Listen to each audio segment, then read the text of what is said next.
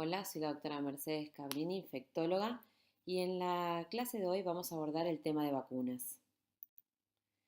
Cuando nosotros generamos inmunidad frente a un antígeno, esto puede ser de tres maneras. En forma natural, que es cuando nosotros padecemos una infección y desarrollamos defensas contra esa infección en forma natural, o pasiva o activa. Pasiva por transferencia de anticuerpos o células, ahora vamos a ver algunos ejemplos, y la tercera forma puede ser activa, que es cuando yo administro deliberadamente un antígeno para que ese individuo genere defensas. Y esto es lo que llamamos vacunación.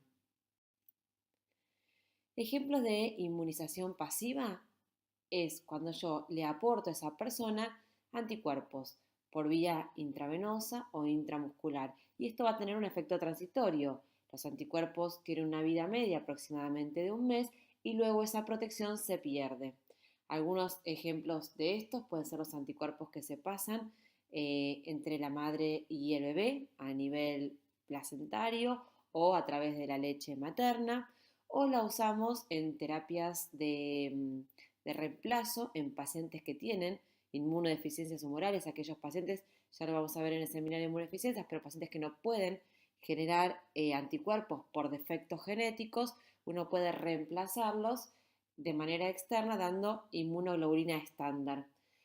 Esa inmunoglobulina debe administrarse una vez por mes debido a la vida media de los anticuerpos, principalmente inmunoglobulina G. Estas gamas globulinas y inmunoglobulinas podemos diferenciarlas entre gamma globulina estándar o hiperinmune. La gamma globulina estándar es aquella que utilizamos para terapias de reemplazo y se obtienen a partir de un pool de donantes, entre 2.000 y 5.000 donantes. Entonces uno junta los anticuerpos para las enfermedades más prevalentes en esa población y se administra en forma mensual como terapia de reemplazo.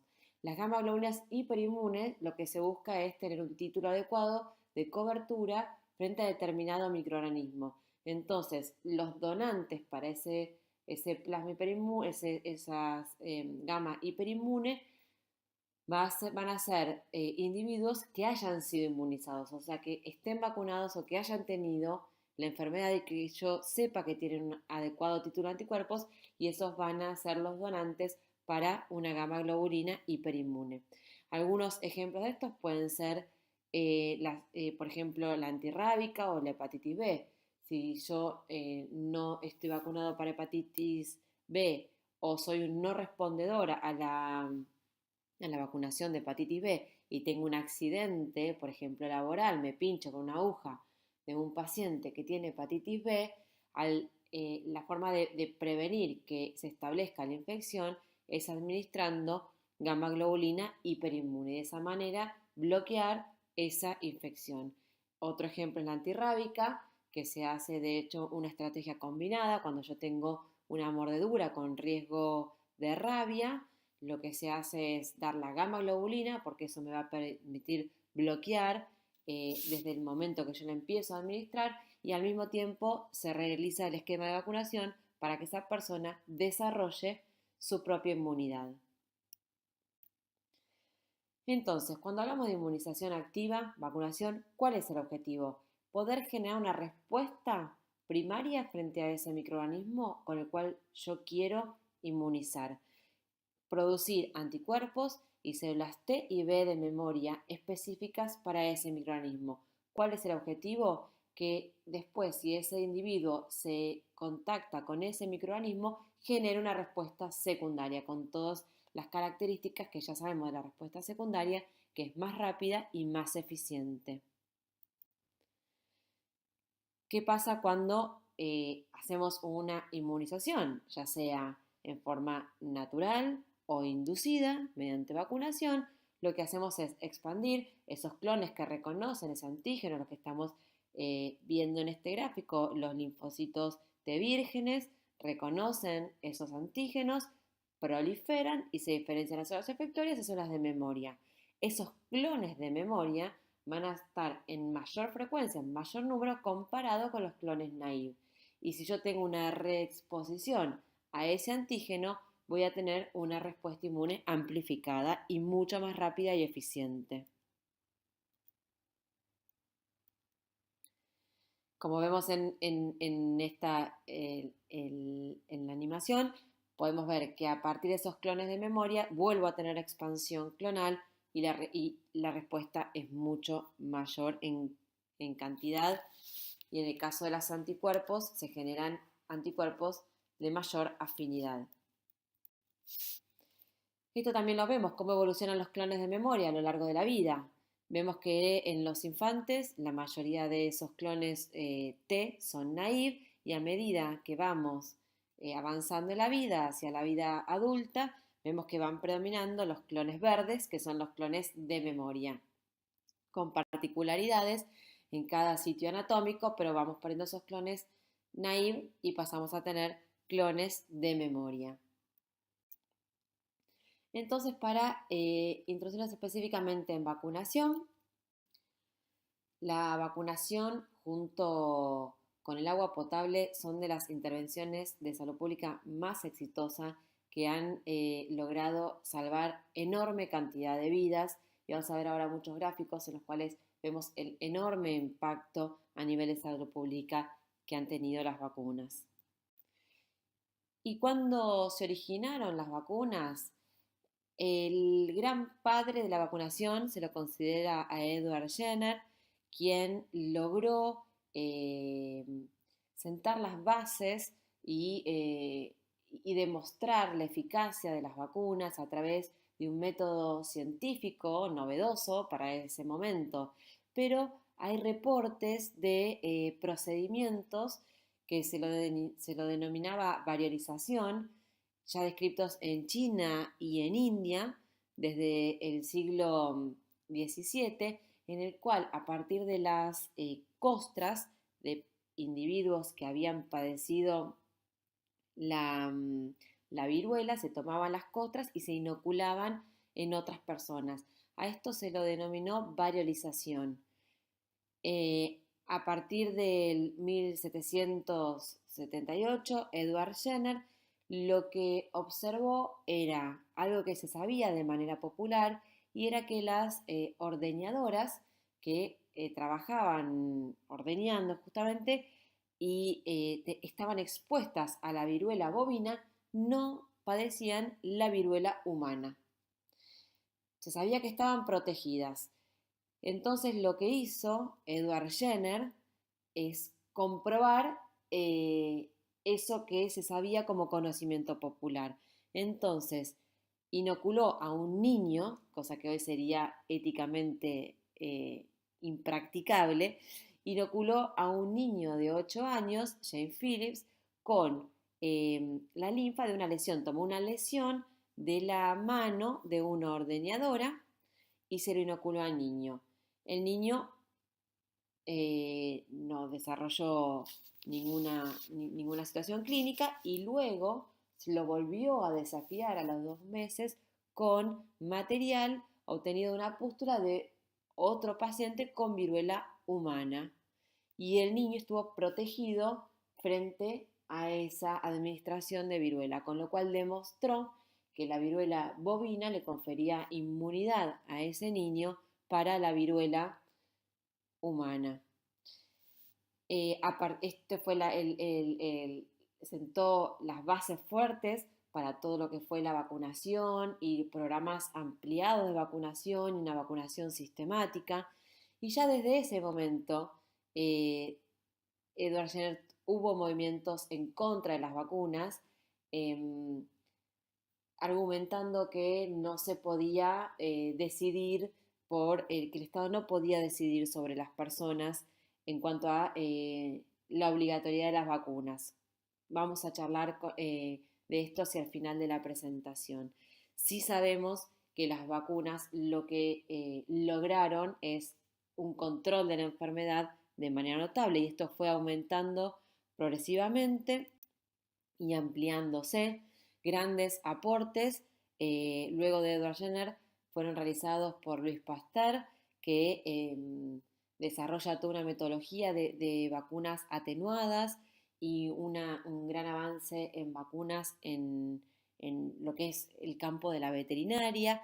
Y luego frente a diferentes enfermedades se fueron desarrollando vacunas con enorme impacto en salud pública, en lo que es la vacuna para influenza, que hasta el día de la fecha seguimos teniendo avances para la poliomielitis, para la rubiola, para el sarampión.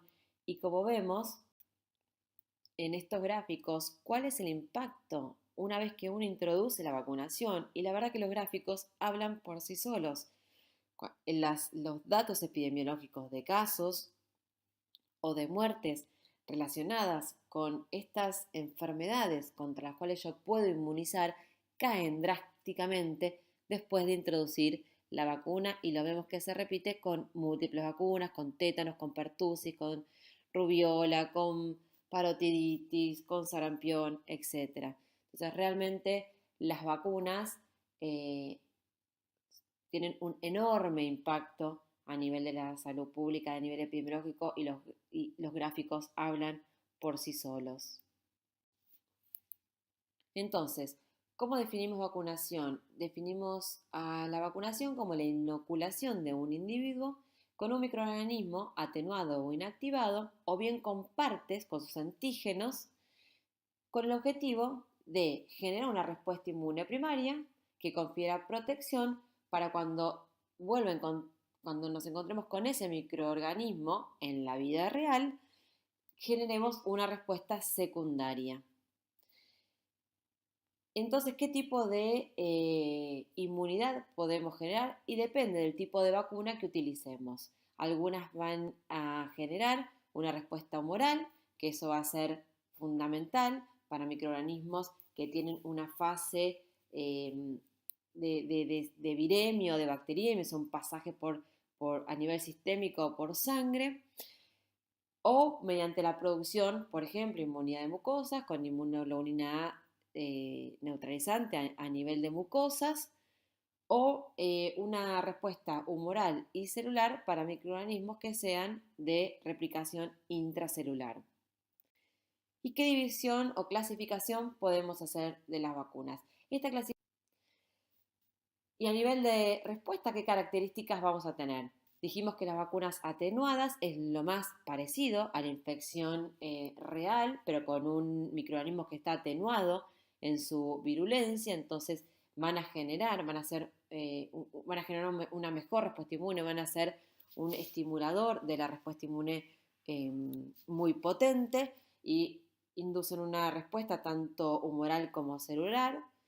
Y en general se requiere un bajo número de dosis justamente porque es fácil que activen el sistema inmune y generen adecuada respuesta. Entonces la cantidad de dosis necesarias van a ser menores, y recordar siempre que están contraindicadas en inmunocomprometidos, más allá que haya algunas excepciones particulares evaluadas caso a caso. En cambio, las vacunas inactivadas, ahí tenemos que poner la balanza. Cuanto más pura es la vacuna, menos inmunogénica va a ser. Más segura va a ser, pero menos inmunogénica. Entonces a veces va a haber que ayudar para que esas vacunas inactivadas puedan generar inmunidad, como vamos a ver después con los adyuvantes. Estas vacunas inactivadas inducen una respuesta inmune que es de menor intensidad y duración, y que generalmente requieren varias dosis para alcanzar esos niveles adecuados de protección. La ventaja es que no generan riesgo para inmunocomprometidos. A veces uno decide no vacunar a un inmunocomprometido, no por el riesgo, sino porque sabemos que ese paciente no va a responder a la vacuna, más allá de que no tenga riesgo. ¿Qué características tienen que tener las vacunas? Tienen que ser seguras. Las vacunas se dan en población sana y particularmente población pediátrica, por lo cual manejan un amplio margen de seguridad. Esto es importante porque al ser tan estrictos en el desarrollo de las vacunas y poder asegurar un margen de seguridad es sumamente importante. Yo lo estoy administrando a individuos sanos. Por otro lado, saber que no son 100% seguras. Hay ciertos efectos adversos relacionados a la vacunación, pero en la balanza riesgo-beneficio claramente supera el beneficio a los riesgos o a los potenciales efectos adversos que podamos tener.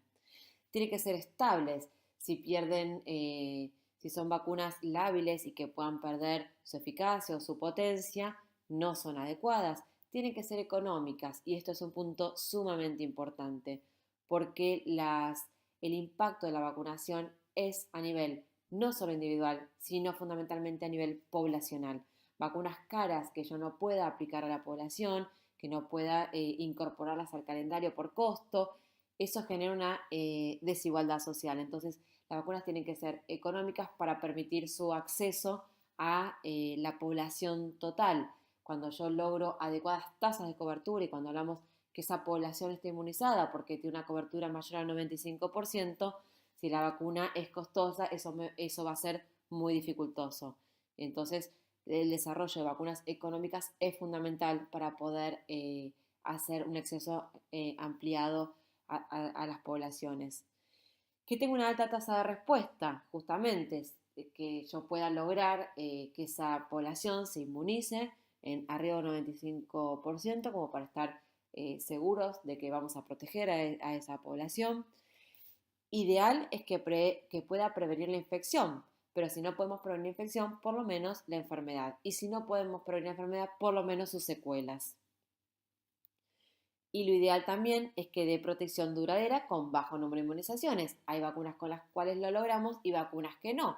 Ejemplo de las que no es la de la gripe, que tenemos que revacunar anualmente. Pero como tenemos un gran impacto de una carga de enfermedad importante por el virus de influenza, por el virus de la gripe, vacunar todos los años es beneficioso porque yo bajo morbo y mortalidad de una patología que tiene un gran peso en la población, sobre todo en determinados grupos de riesgo. Y por otro lado, cuando yo logro vacunar en un alto porcentaje, prevenimos esa transmisión comunitaria de esas patologías. Incluso vamos a poder eh, tener un efecto beneficioso sobre los no vacunados al lograr el control de la circulación de ese microorganismo en esa población. Vamos a ver ahora algunos ejemplos de vacunas, como la de la poliomielitis. La poliomielitis tenemos dos vacunas, la Sabin o antipoliomielítica oral y la Salk o antipoliomielítica parenteral. En el caso de la vacuna oral, es una vacuna compuesta por virus vivos atenuados tipo 1 y tipo 3. Hay tres tipos de virus de polio. Se administra por vía oral, replica al igual que el virus de polio salvaje a nivel de la orofaringe y después a nivel gastrointestinal y es eliminado por las heces. Y este virus vacinal que yo le doy por vía oral va a tener una eliminación por vía fecal. Y eso lo que va a favorecer también es la inmunidad del entorno de ese paciente al cual yo vacuno. Y eso genera una inmunidad de rebaño, una inmunidad de convivientes que amplifica el efecto de la vacunación.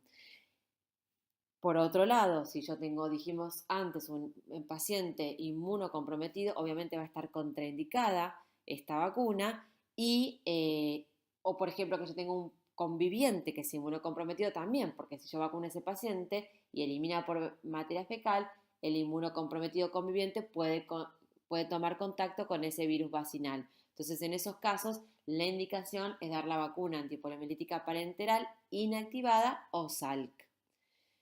En la SALC también los tres virus de la polio y se da por vía intramuscular. En este caso no vamos a tener la inmunidad a nivel de mucosas, la producción de IgA secretoria en las mucosas, pero sí vamos a tener producción de anticuerpos, IgG a nivel sistémico, que lo que me va a proteger es de la viremia y el acceso del virus de polio al sistema nervioso y su consecuencia de esto que pueda generar la patología de parálisis, que es la que queremos evitar. En el caso de la vacuna oral inactivada puede haber casos de parálisis flácida asociada al virus de la vacuna. Esto se da en un muy bajo porcentaje, pero se ve que esto aumenta en pacientes inmunocomprometidos. Por eso es sumamente importante tratar o sea, está contraindicada en pacientes inmunocomprometidos. Y otro punto importante a evaluar, y es hacia donde se mueven los planes de vacunación, es que si yo no tengo circulación local y no tengo casos de polio y vacuno con la vacuna oral, con todos los beneficios epidemiológicos que tiene y de mejor inmunización, a contrapartida tengo riesgo de parálisis vacinal. Entonces se plantea una estrategia combinada que ahora les voy a contar. Un poquito más de la patología en sí para entender. El último caso de polio en Argentina fue en 1984, o sea, nosotros no tenemos circulación de polio, no tenemos polio en las Américas, sí hay algunos países como Afganistán y Pakistán que persisten con casos endémicos y lo que se vio particularmente de estos tres tipos de polio es que el tipo 2 es el que más se asocia a esta parálisis derivada de la vacuna y al no tener circulación del virus, o sea, el último caso de polio por polio salvaje tipo 2 fue en 1999. Por eso se planteó la estrategia de retirar al tipo 2 de la vacuna para evitar justamente esta parálisis asociada a la vacunación, pero poder seguir inmunizando con los otros tipos de polio. Entonces, la otra estrategia es que en poblaciones como la nuestra, donde no tenemos circulación de polio y tenemos una vacuna más segura, como es la parenteral, el esquema actual recomendado es iniciar con 2 dosis de la parenteral y eso baja muchísimo las chances de poder hacer algún efecto adverso de reversión de virulencia y desarrollo de parálisis asociado al virus vacinal. Entonces vacunamos las 2 primeras dosis con la parenteral y las dosis siguientes, las 3 dosis siguientes, que son a los 6, 18 meses y 6 años, sí con la Sabin vía oral, la vacuna atenuada.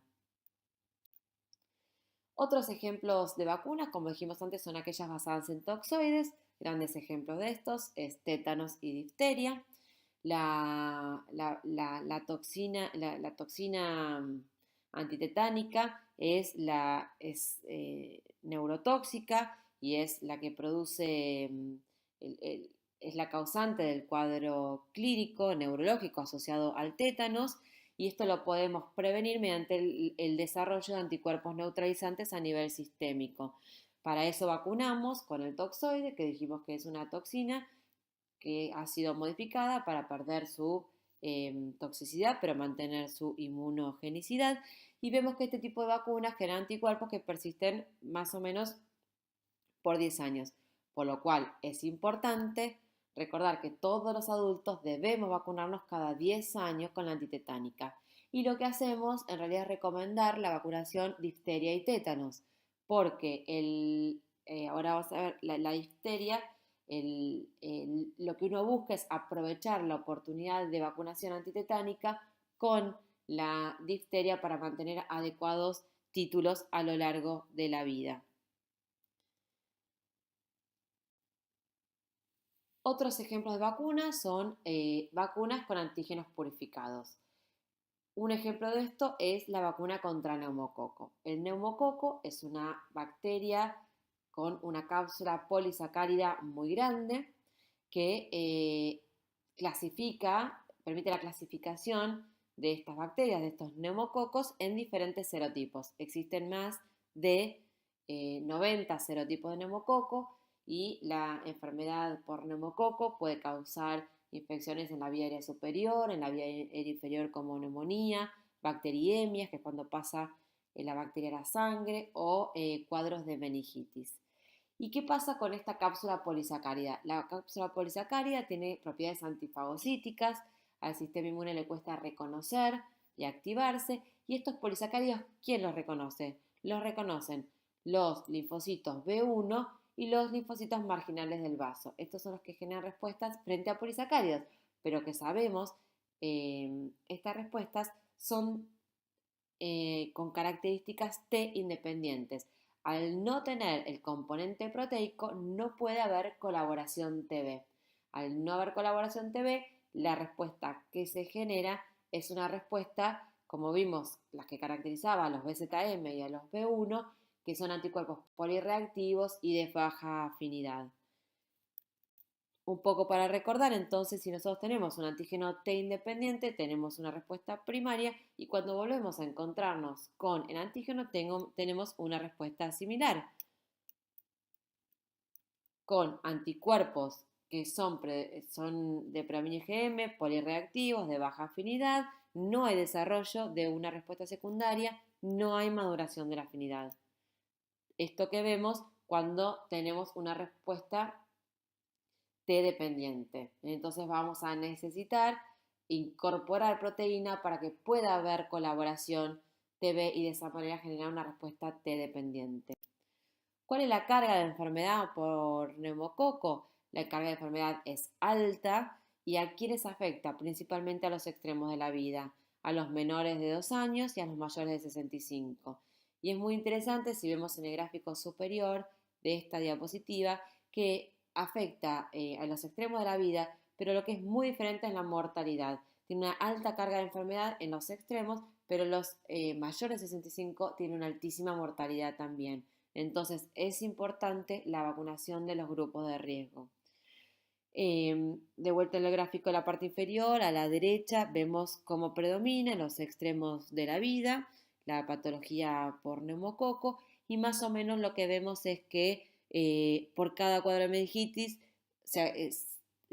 más o menos tenemos 10 bacteriemias, 100 neumonías y 1000 casos de compromiso de vía aérea superior, como otitis o sinusitis. Entonces, estos polisacáridos que tiene el Streptococcus pneumoniae o neumococo lo que va a determinar los serotipos. Y estos serotipos son los que, estos polisacáridos de los diferentes serotipos van a ser incorporados a la composición de la vacuna. ¿Cómo se eligen esos serotipos? Aquellos que se asocian a enfermedades invasivas por neumococo. Por eso es importante el monitoreo de cuáles son los serotipos que están circulando en cada región para poder elegir la mejor vacuna. Tenemos disponibles 2 tipos de vacunas, las vacunas hechas solo con polisacáridos o las vacunas que tienen polisacárido conjugado a proteína. La vacuna polisacárida es 23 valente, o sea, significa que cubre 23 serotipos de neumococo. Y esta vacuna no la vamos a poder administrar a menores de 2 años, porque sabemos que en los menores de 2 años su respuesta frente a polisacáridos, mediada por los B1 o los BZM, no va a ser adecuada. Entonces vamos a necesitar otra estrategia para inducir que esos polisacáridos puedan pasar de tener una respuesta T independiente a T dependiente. ¿Y cómo hacemos eso? Haciendo una vacuna conjugada. Al polisacárido que yo purifiqué del neumococo, lo asocio a un carrier proteico y de esta manera se va a poder producir la colaboración TB y activación y una respuesta T dependiente mediada por los linfocitos B2. Esta es la vacuna que se incorpora en menores de 2 años, sí o sí, porque dijimos que los menores de 2 años a los polisacáridos no responden, y en los mayores de 65 años o pacientes menores pero con comorbilidades, con una estrategia combinada para que reciban ambas vacunas, dando primero siempre la conjugada, que va a ser más inmunogénica, y luego la polisacárida. Entonces, un poco para repasar, en la parte superior A de gráfico vemos cómo es la respuesta polisacárida. El linfocito B, que reconoce el polisacárido, se activa y produce anticuerpos, predominantemente IgM, polirreactivos y de baja afinidad, respuesta T independiente. Si agregamos el carrier proteico, permitimos que el linfocito B no ese antígeno, ese polisacárido, pero con el carrier proteico. Y eso es lo que va a poder presentar al linfocito T helper y de esa manera realizarse la colaboración TB y generar una respuesta T dependiente con, obviamente, y además generación de memoria, una respuesta más potente. Y si vemos cuál es el impacto de las vacunas, estos son estudios epidemiológicos en Estados Unidos a partir de la incorporación de la vacuna y vemos que si se introduce la vacuna 7 valente, como baja, vemos en el gráfico de la izquierda la línea roja, como baja enormemente las infecciones por los serotipos que cubre esta vacuna y luego con la introducción de la 13 valente baja aún más esos serotipos que no estaban en la vacuna 7 valente y sí cubre la 13 valente y vemos como la línea azul baja significativamente. Lo mismo en el gráfico de la derecha en lo que es mayores de 65 años y a la izquierda en los menores de 5 años. Entonces es importante conocer la epidemiología local y establecer cuál es la mejor vacuna. No, en nuestro caso, los estudios eh, de vigilancia epidemiológica dieron que la mejor cobertura estaba dada por la 13 valente y fue la que se decidió incorporar al calendario de vacunación. Entonces, las vacunas conjugadas, hablamos de la neumocóxica, pero tenemos otras dos vacunas conjugadas muy importantes, Haemophilus influenzae B y antimeningocóxica, también ambas incorporadas en el calendario.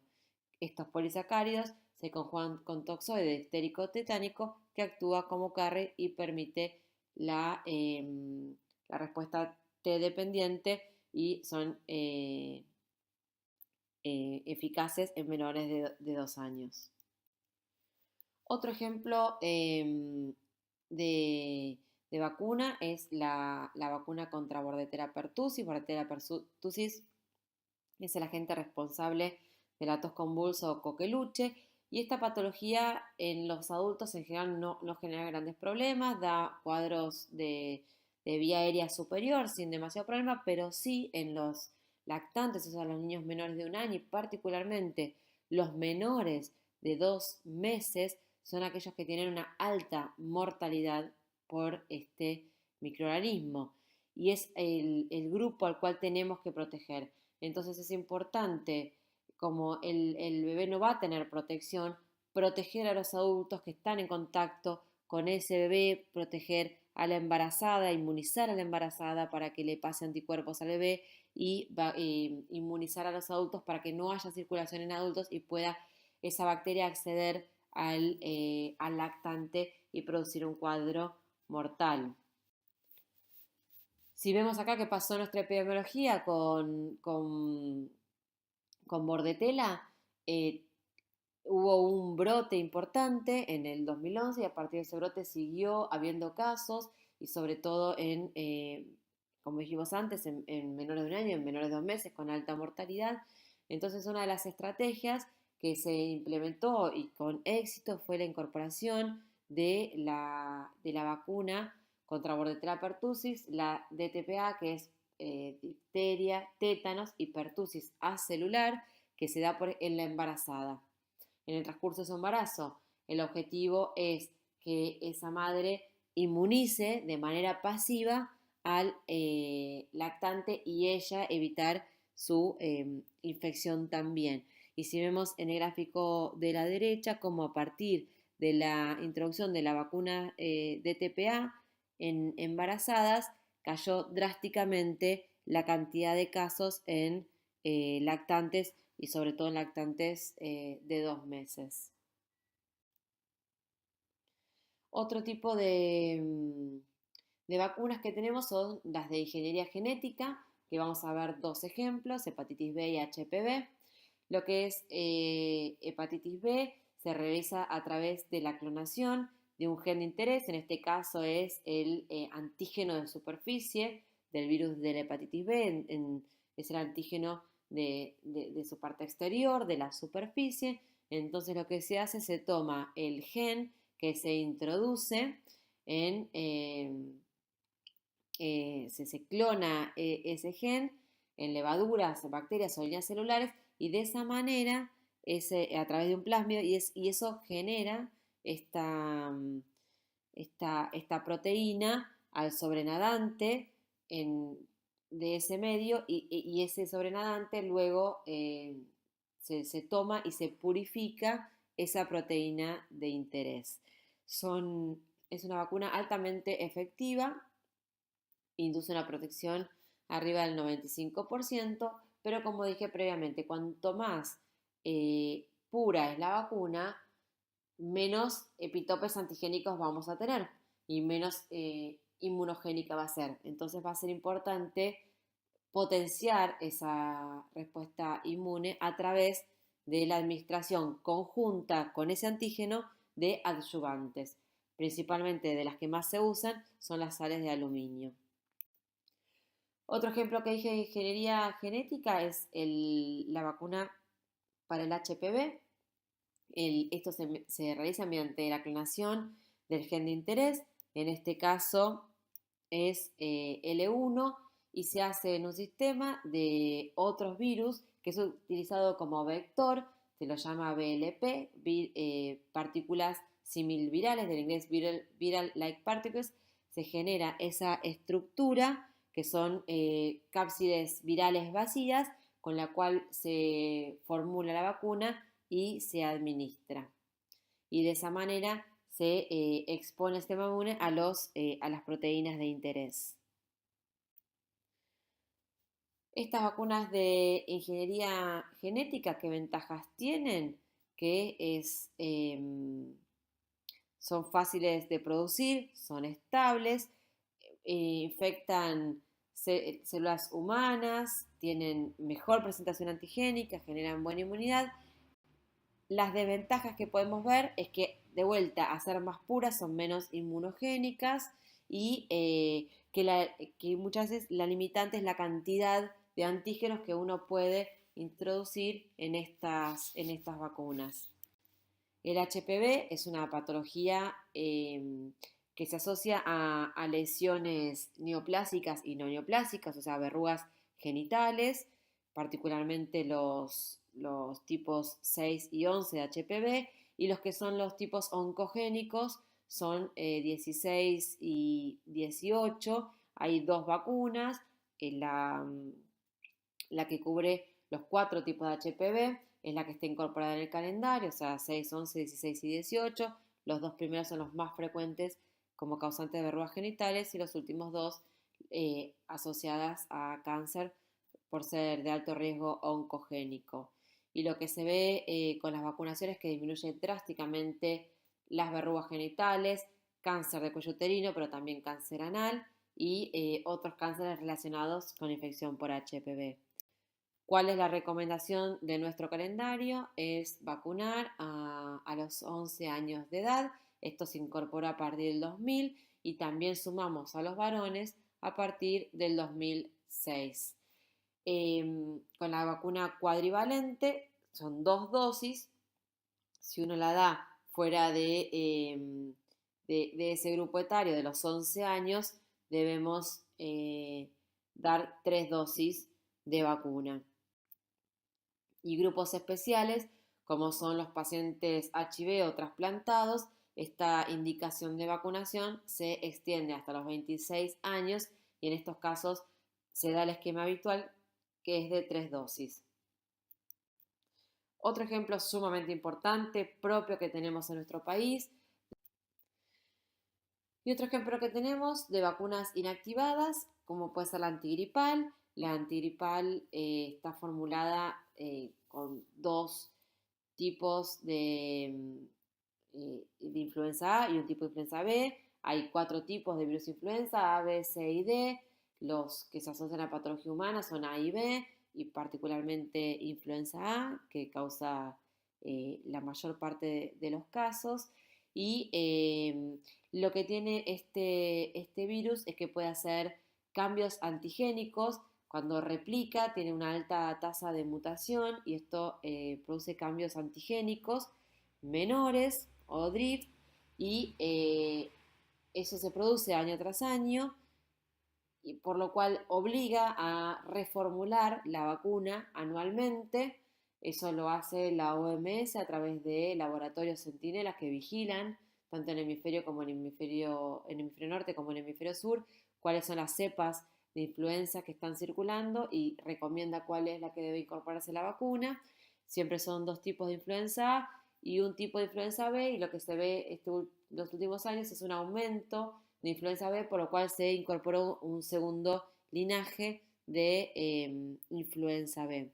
Estas vacunas son inactivadas, purificadas, que confieren protección frente a la hemaglutinina y la neuraminidasa. Estos son los antígenos dominantes y son los que clasifican al virus de influenza A. Cuando llego H1N1, la H es de hemaglutinina, la N es de neuraminidasa y el número es la clasificación que se les da. El influenza B no se clasifica por H y N, sí influenza A. Hay otra vacuna que está licenciada solo en Estados Unidos, nosotros no, tenemos, no hay disponibilidad en el país, pero conceptualmente es muy interesante porque es una vacuna atenuada de administración intranasal y lo que se logró en la formulación de esa vacuna es un virus que tiene capacidad de replicar a bajas temperaturas, por lo cual replica en la vía aérea superior, en la parte más externa, donde hay menor temperatura, en las narinas, en la parte externa de la nariz, pero no replica a una temperatura mayor, o sea, temperatura corporal, por lo tanto no produce la infección sistémica. Pero esa vacuna no está disponible en nuestro país. Entonces, si vemos la mayor parte de las vacunas, confieren protección porque generan una inmunidad de tipo humoral frente a las toxinas, a las bacterias capsuladas o algunos virus, y el nivel de anticuerpos se correlaciona con el nivel de protección y también la afinidad de los mismos. El sitio de anatómico también es importante, uno lo que trata de lograr, a veces se puede hacer y a veces no, es tratar de que esos anticuerpos que sean neutralizantes para el virus estén en el sitio anatómico por donde ingresa ese virus o bacteria o donde vamos a tener la producción de las toxinas. Otro ejemplo que tenemos de vacuna es la BCG. Esta vacuna es bacteriana, atenuada, es la vacuna contra Mycobacterium tuberculosis, se llama BCG por el bacilo de Calmette-Guerin y lo que previene son las formas invasivas sistémicas de tuberculosis durante el primer año de vida. Lo que se ve que es una vacuna que no da protección frente a la infección o formas que tiene el adulto, principalmente la forma pulmonar, pero sí previene en los lactantes, en los menores de un año, las formas sistémicas. De hecho, antes había varias otras dosis, se daba a los 6 años y a los 16, eso fue retirado porque se vio que no tenía efecto, pero sí se mantiene la BCG al nacimiento en países donde tenemos tuberculosis endémica ampliamente distribuida, como es nuestro caso. Esta vacuna no induce producción de anticuerpos protectivos, pero sí una respuesta TCD4 y TCD8, que es importante para controlar la infección.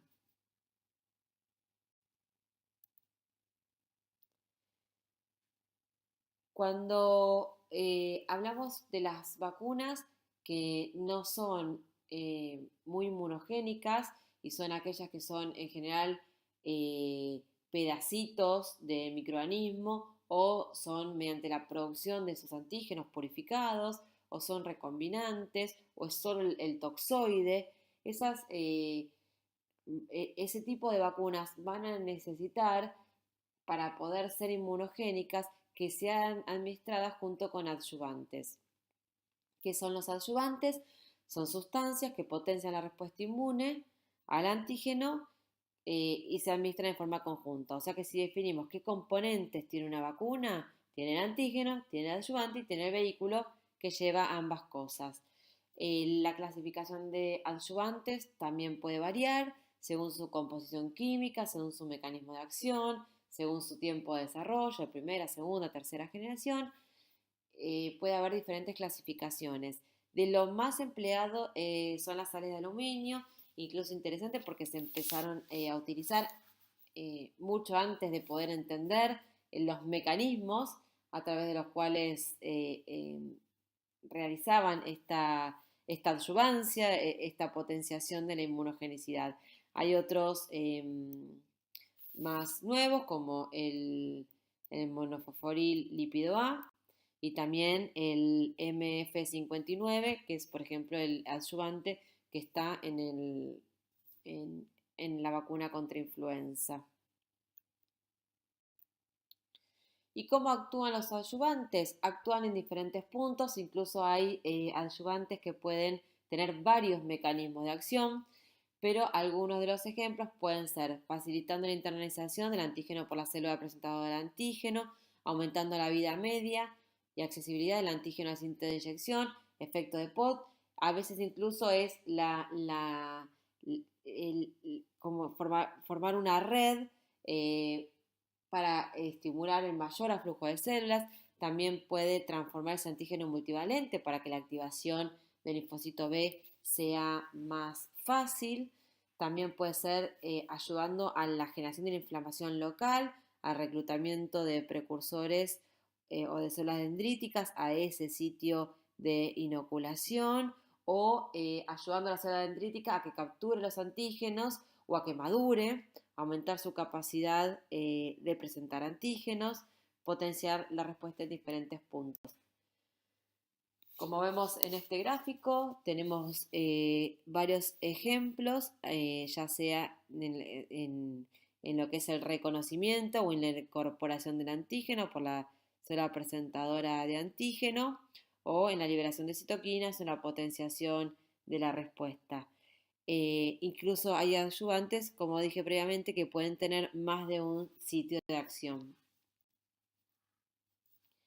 ¿Y por qué las vacunas inactivadas requieren adyuvantes y las atenuadas no? Un poco lo dijimos previamente.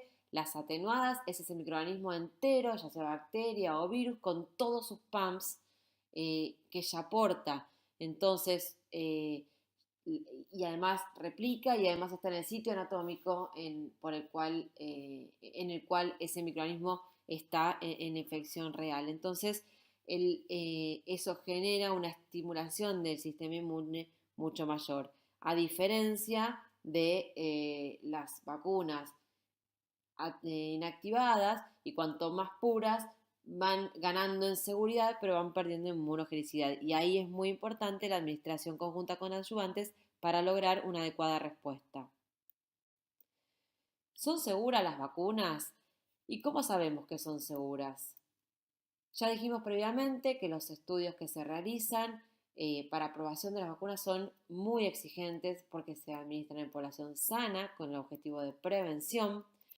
Pero ¿cómo sabemos si son seguras cuando salen a la cancha, cuando salen al mercado? Bien, a través de el control y el monitoreo constante de estos efectos adversos. Y esto es muy importante, y la participación de todos en el registro de estos efectos adversos, de estos ESAVI, de los eventos supuestamente atribuibles a la vacunación o a la inmunización, es sumamente importante porque eso también nos da datos de seguridad. Y entonces nosotros podemos poner todo en la balanza. ¿Cuán eficaz es? Porque tenemos menos infecciones, porque tenemos menos morbo y mortalidad por esa patología, y a su vez, cuáles son los efectos reales que podemos registrar asociados a esa vacuna. Y cómo está articulada esta notificación. Cualquier persona que detecta un efecto, cualquier efector de salud que detecta estos efectos adversos, posiblemente relacionados a la vacunación, lo debe notificar. Hay una ficha de notificación y eso se envía a los programas de inmunización provinciales, que a su vez lo elevan al programa nacional. Y el programa nacional deriva al ANMAT para que el ANMAT recopile la información y saque informes de seguridad relacionados con las vacunas. Y esto es sumamente importante para poder tener una estadística real de los efectos adversos y poder tener el análisis correcto de riesgo-beneficio de cada vacunación. ¿Y qué pasa cuando las coberturas no son adecuadas? Las enfermedades vuelven. Ejemplo que tenemos hoy en día, sarampión. ¿Qué pasa cuando no se vacunan y por qué no se vacunan? Las vacunas son víctimas de su propio éxito. El argumento muchas veces es, y bueno, pero si esa patología no está, no circula, no tengo en mi comunidad. Pero bueno, justamente es un falso concepto porque no lo tenemos porque vacunamos justamente. En cuanto dejamos de vacunar, empezamos a tener una población susceptible y empezamos a tener los casos. Y hay muchos mitos relacionados con la vacunación y muchas campañas antivacunas que carecen de sustento científico, de evidencia, y que es muy importante realmente poder con información transmitir cuál es el impacto, cuál es la importancia de las vacunas, cuál es la real posibilidad de efectos adversos, pero el gran beneficio que tienen y que han demostrado a lo largo de la historia es indudablemente superior a los potenciales riesgos. Como les dije previamente, los casos de sarampión que venían en disminución gracias a la vacunación, y de hecho el objetivo es lograr la erradicación de la infección por sarampión, pero tenemos varios brotes en diferentes partes del mundo, incluso nosotros en este momento estamos con un brote de sarampión a partir del segundo semestre del 2019, donde hubo casos relacionados a la importación, pero luego una continua aparición de casos autóctonos no relacionados a la importación, lo cual nos habla de circulación local.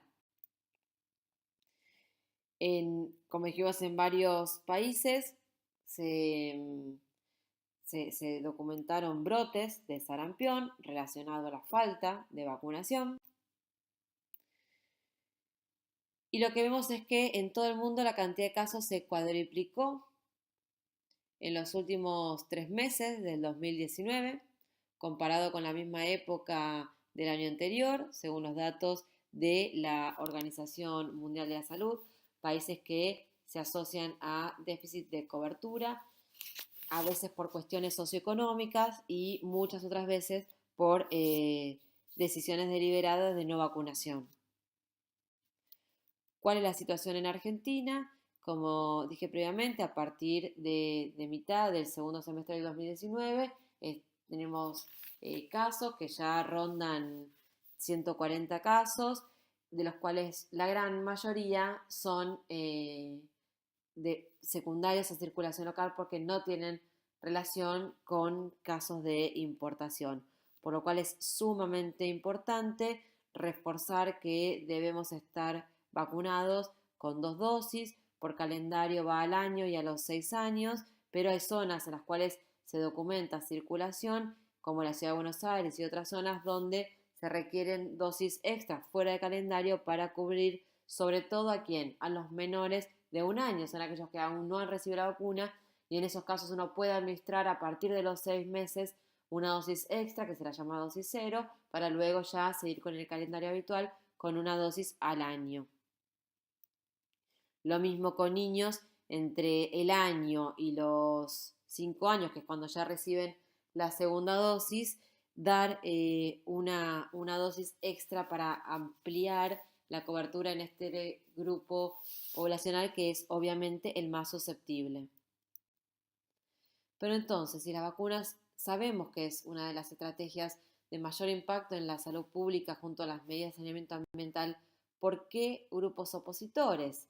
¿Y de dónde nace?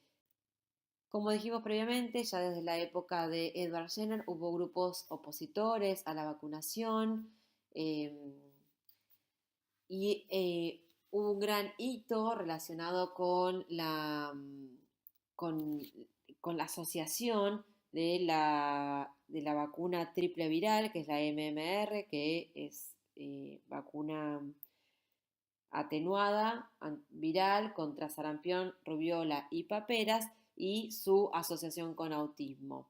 La realidad es que hubo un médico, Wakefield, que publicó un artículo fraudulento porque después investigaciones posteriores dieron a conocer que esos datos habían sido falseados y que esta persona tenía intereses económicos en generar esta información falsa en la cual asociaba determinados desórdenes neurológicos a alteraciones a nivel linfoide gastrointestinal y su asociación temporal con la vacunación.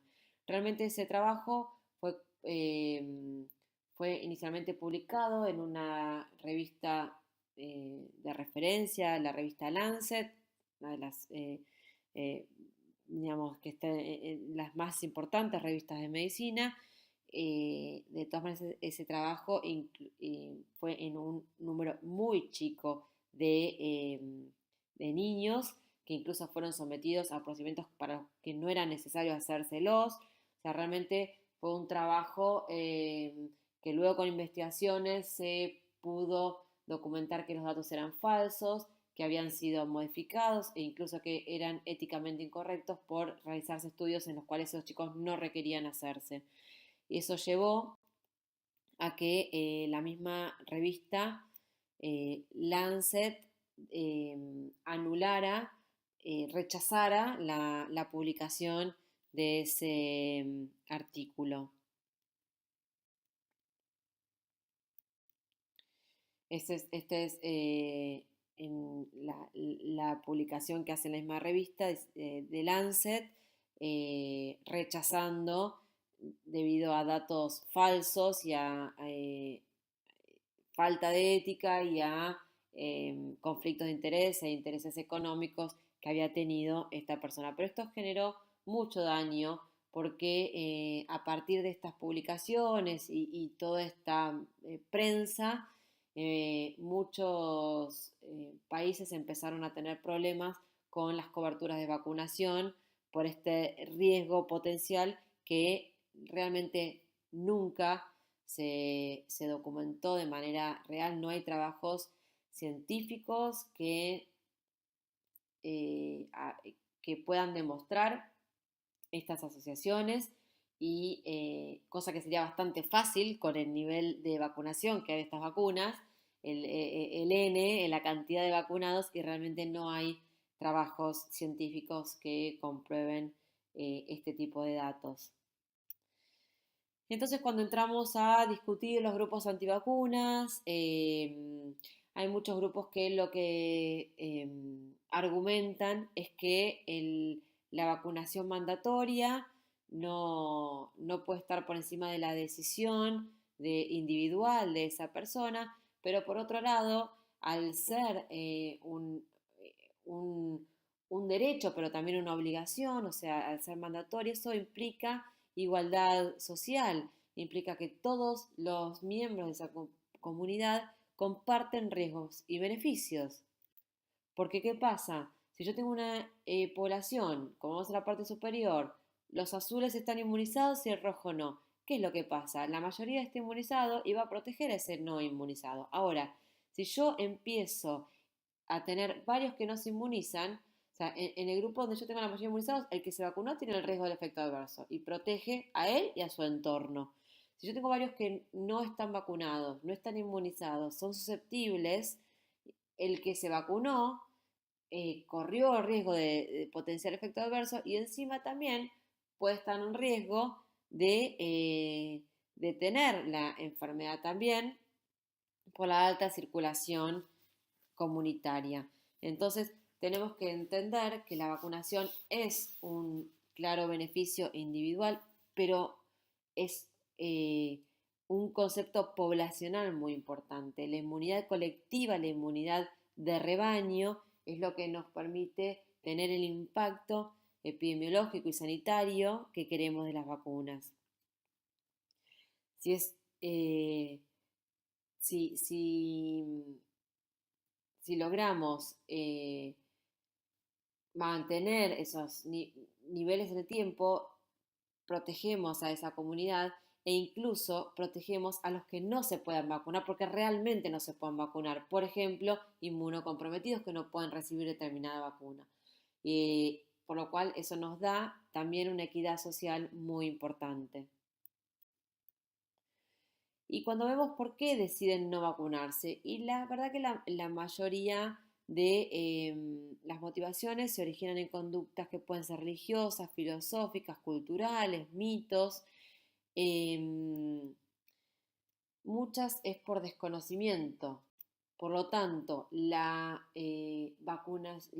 argumentación, el conocimiento, la información adecuada muchas veces permite modificar esas posturas antivacunas. Cuando uno evalúa cuál es digamos, por qué, cuáles son los argumentos de los que no vacunan, generalmente a sus niños, bueno, el 60 al 70% de los casos es por cuestiones relacionadas a su seguridad o potenciales efectos adversos. Entonces ahí va el punto de que es real, las vacunas no son 100% seguras, tienen un margen de posible efecto adverso, pero claramente ese margen es muy inferior, es muy pequeño en comparación al gran beneficio que tienen las vacunas. Y por eso es muy importante que nosotros también notifiquemos y tengamos datos reales de esos posibles efectos adversos, porque es la manera que nosotros vamos a poder documentar cuál es el riesgo real versus el impacto que tienen a nivel poblacional en el control de esa infección o sus complicaciones. Otras razones para no vacunación es el, las contraindicaciones médicas, a veces por error de concepto, que no era así, o la falsa creencia de que uno no está en riesgo, o de que esa enfermedad ya no circula, o que hay una sobrecarga del sistema inmune, y eso tampoco es real. Nosotros vivimos rodeados de microorganismos, vacunas o no vacunas, esos microorganismos están, con los cuales convivimos, y otras razones que deberían ser controladas por los estados es el costo, para tener una equidad en el acceso a la vacunación. Entonces, ¿cómo abordamos a estos padres antivacunas? Hablando, informando, eh, tratando de lograr un diálogo amistoso, un diálogo positivo, no confrontativo. Hay que escuchar cuál es la creencia de esos padres, cuáles son sus dudas, y la mayoría de las personas tienen una postura flexible que cuando pueden estar informados pueden tomar mejores decisiones. Eh, no es solamente tratar de convencer, sino informar, dar link de información, tratar de que esa persona elabore sus conocimientos y de esa manera poder realmente reforzar la importancia que tienen las vacunas, la vacunación. A veces cuando no se accede a la posibilidad de toda la vacunación, a veces el calendario alternativo lo que implica es que determinadas vacunas más críticas, tratar de por lo menos que esas sí sean recibidas, las que son más críticas en lo que es mortalidad de los pacientes. Entonces la mejor estrategia es la educación y, como decía previamente, no es que son 100% efectivas ni 100% seguras. Y esto es importante, explicarlo, charlarlo, modificar conceptos erróneos, saber que le va a doler, contener al niño, contener a los padres, hacer un manejo del dolor y de la situación para evitar que entiendan el beneficio por sobre ese pequeño momento traumático que puede haber. Las vacunas entonces cada año evitan 2 a 3 millones de muertes en el mundo, entonces nos tenemos que vacunar para protegernos entre todos y la prevención de estas infecciones mejora la salud pública, previene enfermedades, previene muertes y previene también una cuestión importante que cada vez tenemos más problemas, es el uso indiscriminado o excesivo de antibióticos y por ahí para infecciones, enfermedades que podrían haber sido prevenidas con vacunación. El uso amplio de antibióticos genera resistencia antimicrobiana y dificultades en los tratamientos posteriores y el concepto de vacunación como acto colectivo para que todos estemos protegidos, incluso aquellos que por sus características no pueden eh, vacunarse. Entonces nos cuidamos entre todos. Esto es un ejemplo que dice, claro, yo las vacunas como pueden causar autismo, no vacuno a mi hijo, pero después corro el riesgo, obviamente, de tener enfermedad que podría estar prevenida por esa vacunación. Nuestro calendario de vacunación, la verdad que es un ejemplo a nivel internacional. Tenemos muchísimas vacunas incorporadas al calendario.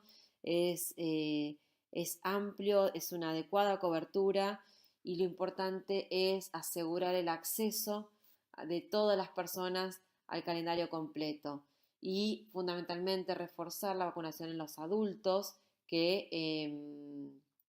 realmente eh, los médicos que atendemos adultos muchas veces no actualizamos el calendario, los pediatras lo tienen mucho más incorporado, la rigurosidad, el control, completar los calendarios, en cambio los adultos muchas veces no cumplimos en chequear, en estimular, en fomentar la vacunación, que tenga completo, que cada acceso al sistema de salud de ese individuo no perder la oportunidad de actualizar su calendario de vacunación.